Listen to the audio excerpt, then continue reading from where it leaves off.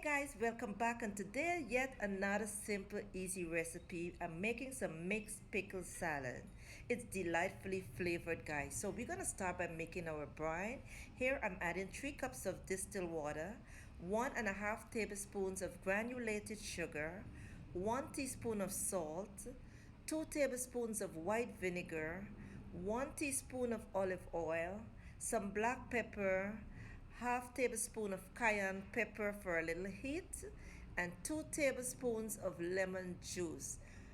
Let me tell you, if you don't want the heat, guys, that's fine, but for me, I just love the heat. All right, once I do this, I'm going to give it a nice little mix around, and then I'm going to add my parsley and onion.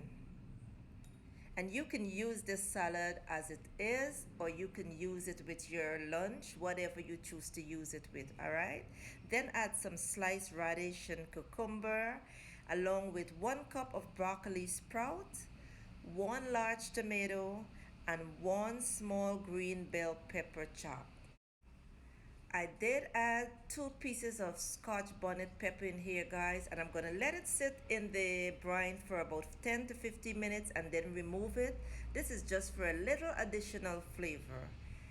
Then cover it, place it into the refrigerator, and let it sit there until you're ready to serve. You can use it as it is, or you can use it as a side with your meals. And it's simple, it's easy, it's nutritious, it's healthy, guys. It is flavorful. Give it a try, and I will see you soon.